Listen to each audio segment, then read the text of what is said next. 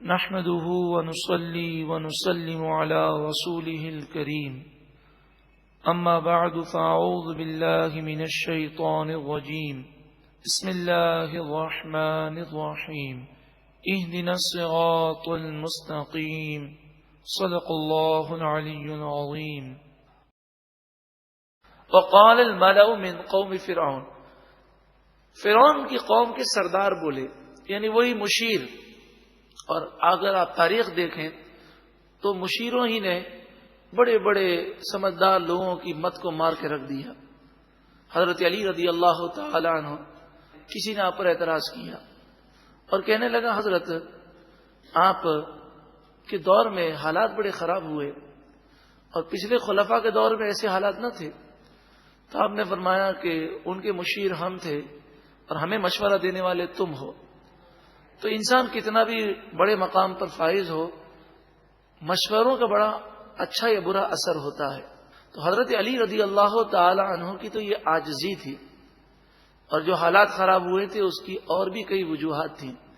لیکن حضرت علی نے ایک قاعدہ پیش کر دیا کہ انسان کو دیکھ لے کہ وہ کن کے پاس اٹھتا بیٹھتا ہے.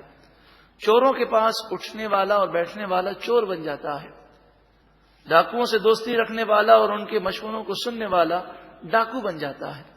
اسی طرح معذرت کے ساتھ آج کل کے جو ہمارے نوجوان ہیں وہ ذرا یہ غور کریں کہ ہمارے دوست کون ہیں.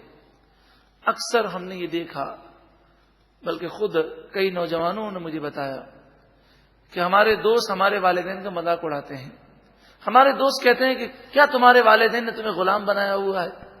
11 بجے آ جاؤ اور 12 بجے گھر پہ آ جاؤ، تم ڈرتے کیوں اپنے اتنے والدین سے؟ تو میں انہیں یہ سمجھاتا ہوں، آپ بھی سمجھیے کہ جو شخص ہمارے والدین کی عزت نہ کرتا ہو، بتائیے کیا وہ دوست بنانے کے قابل ہے؟ تو ایسے دوستوں کی دوستی سے ہمیشہ بچنا چاہیے.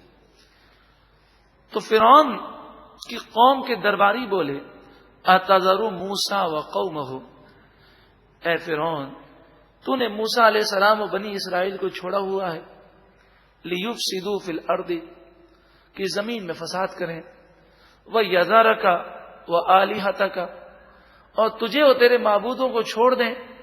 یعنی تجھے اور تیرے معبود کو حضرت موسیٰ علیہ السلام تو مانتے نہیں ہیں، وہ تو تمہیں خدا تسلیم نہیں کرتے.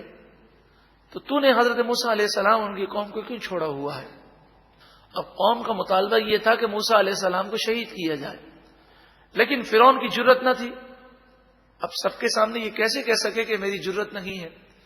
تو فرعون نے کہا قال سنقتل ابناءهم ونستحيي نساءهم، اس نے بات کو گھما دیا اور کہنے لگا ان قریب ہم اس قوم کے بیٹوں کو پھر دوبارہ قتل کریں گے اور ان کی بیٹیوں کو زندہ چھوڑیں گے.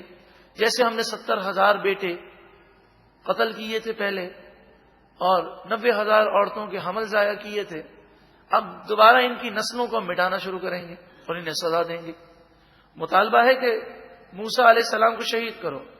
اس نے بات گھمائی اور اپنی بے بسی کا اظہار اس نے نہ کیا تاکہ قوم اسے یہ نہ سمجھے کہ موسیٰ علیہ السلام سے یہ ڈرتا ہے. وَإِنَّا فَوْقَهُمْ قَاهِرُونَ، اور بے شک ہم ان پر غالب ہو جائیں گے.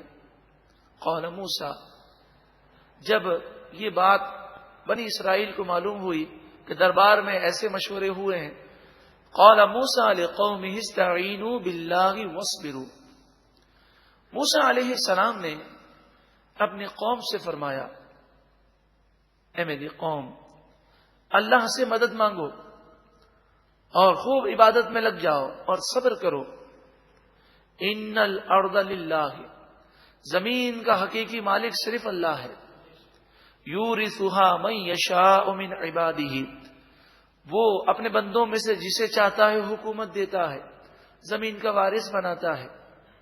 تمہاری آزمائش کے لیے کافر کو حکومت دی گئی ہے، لیکن جب تم نیک بن جاؤ گے اور اللہ کی بارگاہ میں صبر کرو گے تو یہ جان لو والعاقبۃ للمتقین، آخری انجام اور آخری فتح تو متقی لوگوں ہی کی ہے.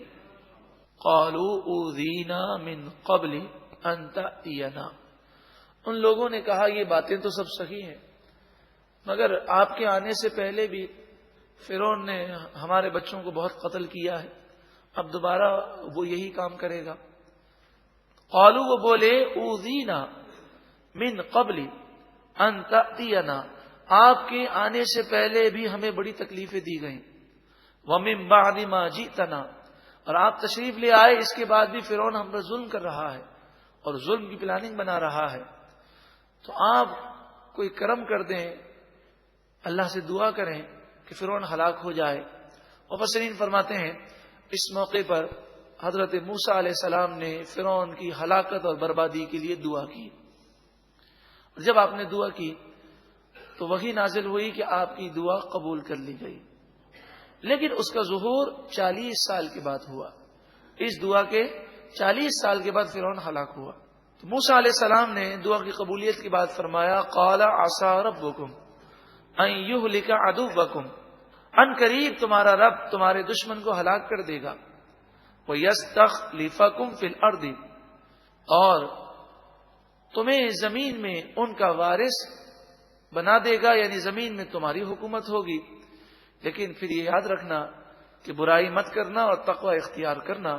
فَيَنْظُرَ كَيْفَ تَعْمَلُونَ، پھر اللہ تعالی دیکھے گا کہ تم کیسا عمل کرتے ہو۔